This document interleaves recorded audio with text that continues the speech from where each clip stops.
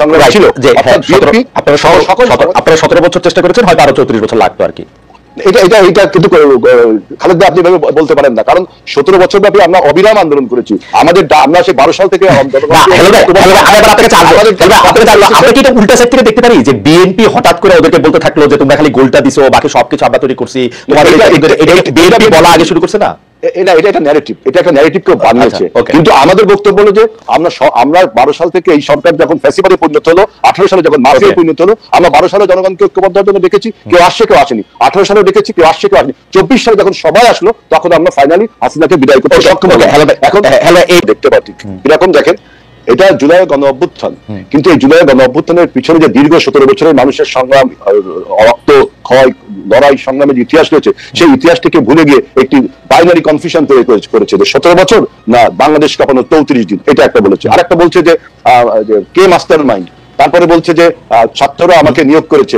এই সমস্ত binary confusion আমি সেটা মানলাম, কিন্তু ধরেন যে কোনো পলিটিক্যাল পার্টির মধ্যে বিএনপির কথা না বলে যে জামাতের কথা বলা হচ্ছে, কারণ কি? এটার কারণ কি একটা হইতে পারে যে বিএনপি কি শেষ মুহূর্তে এসে 23-24 তারিখেও আসলে ভাবতেছিল যে আওয়ামী লীগ সরকারই রয়ে যাবে, তো সেই জন্য সে আর নতুন নিপীড়ন যেতে চায় না। মানে এটা তো ঠিক না। আমাদের যে বৈষম্য বিরোধী যে ছাত্র জোট তৈরি হয়েছিল, সেই বৈষম্য বিরোধী ছাত্রদের most of the student participation হলো জাতীয়তাবাদী ছাত্র দলের, কারণ তখন বৈষম্য বিরোধী ব্যানারটা ব্যবহার করা হয়েছিল পলিটিক্যাল কৌশলের কারণে, এবং সমস্ত রাজনৈতিক দলের ছাত্র সংগঠনগুলো, এই ইসলামী ছাত্র শিবির বলেন, বামপন্থী ছাত্র সংগঠনগুলো বলেন, অন্যান্য ছাত্র সংগঠনগুলো সবাই কিন্তু এর মধ্যে ছিল। কিন্তু যখন অভ্যুত্থানটা হয়ে গেল, তারপরে যখন ক্রেডিট ক্লেমের সিনড্রোম তৈরি হলো, তখন কিন্তু আমাদের বিভক্তিটা তৈরি হলো। এবং আরেকটি দেখেন, আরেকটি কথা না বলে ভাবছিলাম, আপনারা তো তাদের সাহায্যই করলেন, এটা তৈরি হলো। আমরা ক্ষেত্র তৈরি করলাম, জমিন তৈরি করলাম। এবং আপনি কি মনে করেন যে দেখেন, যদি এই মাফিয়া কোটা আন্দোলনটা মেনে নিত, আমরা কি চাকরি দিত, তাহলে কি আপনি মনে করতেন যে হাসিনার পতন হতো না? তারপরেও হাসিনার পতন হতো, কারণ রাজনৈতিক দলগুলো তখনো এই ব্যাপারে পরিষ্কার। আমি তো এই প্রশ্ন নিয়ে আমি একটু মাসুদের কাছে যেতে চাই। মাসুদ ভাই, আন্দোলনের মধ্যে কিন্তু বিএনপির শুধু 34 দিনের অংশগ্রহণ না, 17 বছরের ত্যাগ তিতিক্ষা, তাদের প্রচুর লোকের গুম হওয়া, মামলার মধ্যে থেকে পড়ে সর্বশান্ত হওয়া, বিভিন্ন জায়গা থেকে চাকরিচ্যুত হওয়া, পড়ালেখা শেষ করতে না পেরে রাস্তা রাস্তা ঘুরে নানা ধরনের অবদান রয়েছে। এবং এই যে কোটা আন্দোলনের মধ্যে যখন এই বাচ্চা ছেলে মেয়েরা মার খেতে শুরু করেছে, তখনও কিন্তু বিএনপি ঝুঁকি নিয়ে, রিস্ক নিয়ে বিভিন্ন কাজ করেছে। কিন্তু আমরা কিন্তু খুব দেখলাম যে এই এদের মধ্যে থেকে সম্পর্কটা বেশি হয়েছে আপনাদের সঙ্গে, অর্থাৎ জামায়াত শিবিরের সঙ্গে।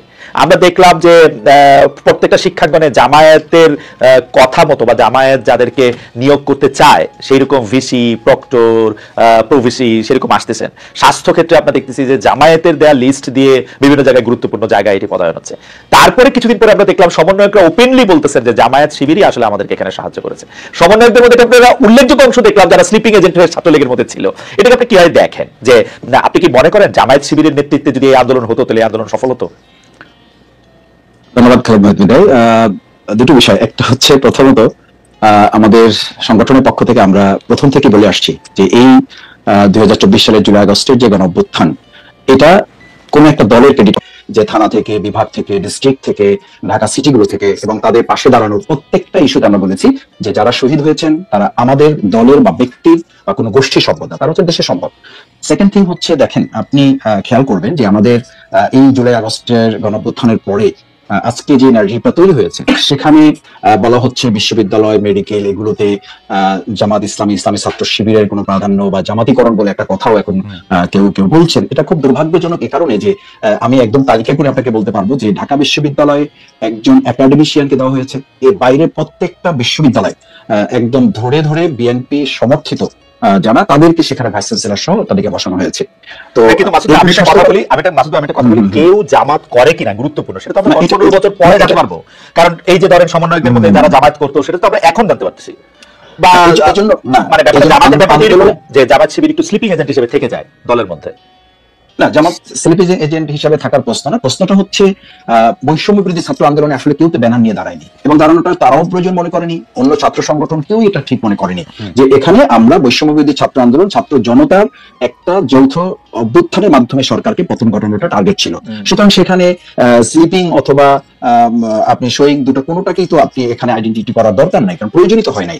সুতরাং তারপরে যেটা হয়েছে যে জামাত ইসলামী, ইসলামী ছাত্র শিবিরকে আমরা জনগণের হাতে ছেড়ে দিয়েছি যে তারা ঠিক করবে। কারণ 15 বছর আমরা তো দেখেছি যে আওয়ামী লীগ মুক্তিযুদ্ধকে, মুক্তিযোদ্ধাদেরকে তাদের ব্যক্তিগত পারিবারিক দলীয় সম্পদ বানিয়ে পুরো এই মুক্তিযুদ্ধ এবং মুক্তিযোদ্ধাদেরকেই বিতর্কিত করেছে এবং তাদেরকে বিদ্বেষ শুধু করে নাই, তাদেরকে লাঞ্ছিত করেছে এবং এটাকে একটা মানুষের খুব মানে ঘৃণীয় পর্যায়ে নিয়ে গেছে। আমরা মনে করি যে 2024-এর এরকম একটা বড় অর্জনও কোন একটা দল বা ব্যক্তি বা গোষ্ঠীর জায়গা না গিয়ে এটা জাতীয় একটা সম্পদের মতো করে থাকুক, সকলের সম্মানের জায়গা থাকুক।